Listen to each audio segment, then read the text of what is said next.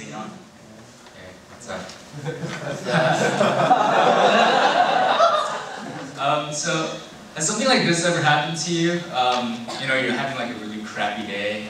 If you're in school, like you just got your grades back for your test, and you got like a D or an F, and it wasn't what you wanted.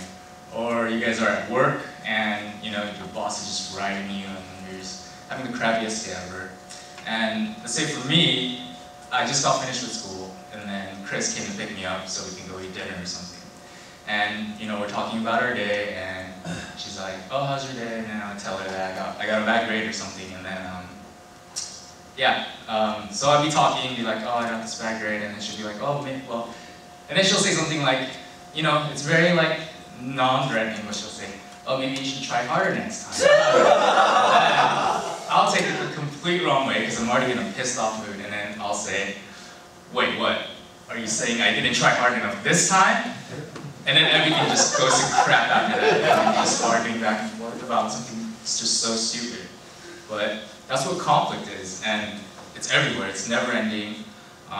You know, you're always going to deal with it throughout your whole life, starting with your parents, your siblings, for those of you that are married, your wives, your husbands, your boyfriends, girlfriends, or you know, your friends, even people that you don't know. You know, most of that starts out with, "What the F are you looking at?" You know, most of you guys are right. But just because even though you become a Christian, it doesn't mean that conflicts won't arise. You know, I can say that I don't think I even went a full month without getting into some kind of argument with someone close to me. And you know, it's not new either. Conflict started, I'm sure it started way before, but even when Christianity first started, there was conflict. If you take a quick look with me to Acts 15, verses 36 to 41, we catch up with Paul on his first missionary journey with his friend Barnabas. It says, sometime later, Paul said to Barnabas, "Let us go back and visit the believers in all the towns where we preach the word of the Lord and see how they are doing." Barnabas wanted to take John, also called Mark, with them, but Paul did not think it was wise to take him because he had deserted them in Pamphylia and had not continued with them in the work. They had such a sharp disagreement that they parted company. Barnabas took Mark and sailed for Cyprus, but Paul chose Silas and left, commended by the believers to the grace of the Lord. He went through Syria and Cilicia, strengthening the churches. So we see that even here with Paul, he was supposed to be like one of the greatest apostles. He gets into this heated argument, and it's so bad between him and Barnabas that during their missionary journey, they just go their separate ways. It's kind of crazy, right? Like, so say you guys are on a road trip with your friends, and you guys want to go to different places, and you guys are like, screw it. You guys go wherever you guys want to go. It's kind of crazy. But the Bible isn't shy to highlight the conflict that happened among Christians back then. So how are we as Christians today, how are we supposed to deal with conflict, and how are we supposed to do it in a Christ-like manner? So in order to deal with the conflict, we got to kind of see where conflict comes from. First, we know that Satan's always working, and he's always trying to mess us up. He's always trying to jack us up, even our relationships with each other, so even your parents, your friends, wherever. And he's been around for a while. He's been here before the earth was even created. He's been watching us. He's been learning. He knows so much about humans, and he's been attacking us ever since Adam and Eve. So he knows where we're the most weak, and he knows where it hurts the most. But that's not to say that all conflict is because of him. You know, we can't just like, every time like we get into like a conflict situation, we can't just point our finger at Satan and be like, "Oh, he caused me to do it." It's not true, because no matter how powerful he is, he's still limited. And in most cases, conflict arises from our own true hearts. Jesus says in James 1, "What causes fights and quarrels among you? Don't they come from your desires that battle within you?" And he's saying this to the Jews, because Jews, for some reason, love to fight. Kind of like Koreans. And, you know, not only did they fight amongst themselves as a people, like Koreans, they also fought the Romans who were ruling over them. So, well, that's kind of legitimate. But Isn't it the same for us? Isn't it our own selfish desires that cause us to get into these fights and quarrels? I mean, if you look at my situation, the one I just told you about, it was my anger and selfishness because I was having that bad day that just caused me to like lash out and become defensive. So now that we know that conflict comes from ourselves, the Bible teaches us to examine us first. Jesus says in Matthew 7:3-5, "Why do you look at the speck of sawdust in your brother's eyes and pay no attention to the plank in your own eye? How can you say to your brother, 'Let me take the speck out of your eye,' when all the time there's a plank in your own eye, you hypocrite? First take the plank out of your own eye, and then you will see clearly to remove the speck from your brother's eye." Now, this is probably the most difficult thing to do. Do you have anything in your heart that's critical or that's negative that brought about the conflict? Is there like any sinful words, sinful actions that might have caused it? We all suck at this. It's really hard to see that, and it's really hard to even do when you're in the heat of arguing and fighting. It's so easy to see the other person's fault and you can't see your own because you're just so blinded by it. And again, in my case, it was my anger that was brewing all day that set it off, but I couldn't see that because I just saw the fault in Chris.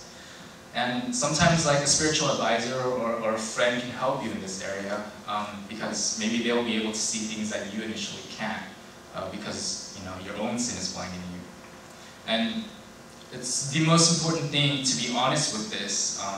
It's so easy to make up an excuse for what you did or to hide your emotions and your pain just as like your own defense mechanism.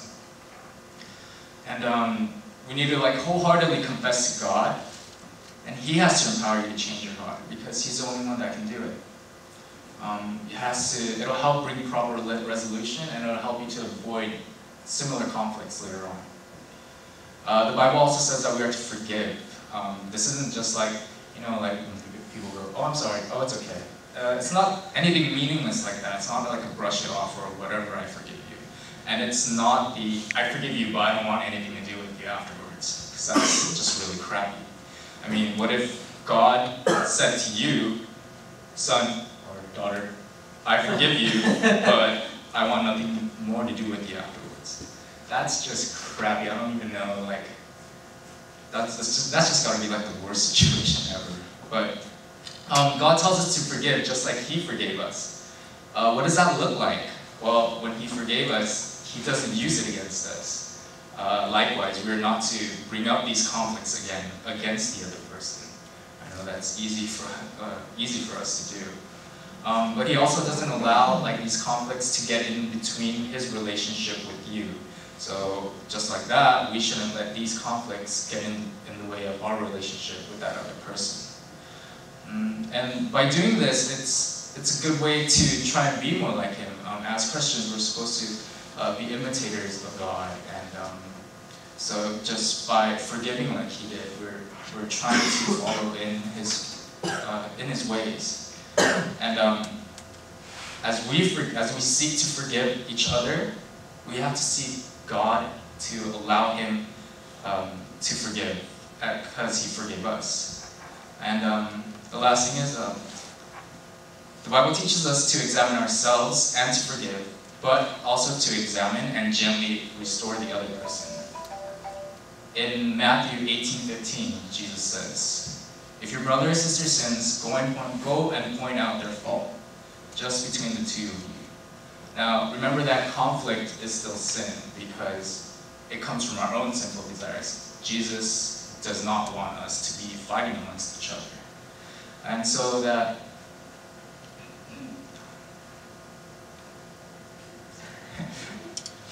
so this isn't like, when He says to go and point out their fault, it's not like going and just hitting them with these lists of like, "Oh, well, you did this and you did that and blah, blah, blah." That's not what Jesus is talking about.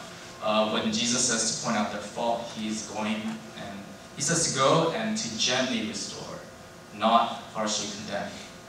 And some things that might be helpful for you in this area would be to pray and ask for humility, wisdom, and guidance. Don't just try to go and fix it without praying, because prayer is super important. And so don't just try to gun away. And Another helpful hint will be to use your words carefully. Use them to build one another up, not to break them down. It might also be helpful for you to plan these things out beforehand. Maybe like if you're in your room, you're like, oh, what should I say? And you're trying to think it over.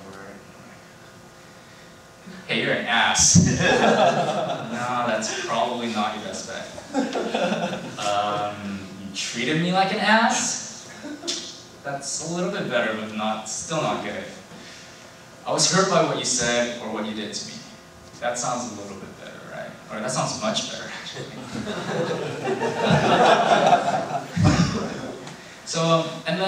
But these are all ideal situations, right? The world's not perfect, and you're gonna run into people that are unwilling to cooperate with you and to listen to you, like with your conflict resolution. So try to keep in mind that God cares more about your character, as long as you do the right thing first. Just let God take care of the rest. And really important, remember that you can't change the person, only God can. And although these things aren't everything about fighting right and doing all that, these are good things to keep in mind when you're in a situation of conflict. Always examine yourself, forgive the way that God forgave you, and gently restore that relationship back to full health. Ultimately, coming to God and seeking for guidance, wisdom, and courage to be a better imitator of Him. Because honestly, we can't fix ourselves alone, and we need God to change our hearts. And remember the love and the wholehearted forgiveness that He gave to us freely, and let's try to imitate that. And by the way, I apologize to Chris. I said I'm sorry, and she was very godly enough to forgive me. Okay. Let's pray. God, I know that conflicts will always arise in all of our lives, just in so many different ways, and sometimes it's so hard to see the truth in everything because we're just so blinded by ourselves. So, I pray that you would help us this week just to remember you, how you forgave us, and what you want us to do, and what your word says about that. I pray that you would be with us this week and continue to watch over us and help us to just become amazing imitators of you. Help us to follow you correctly. I pray these things in your Son's name.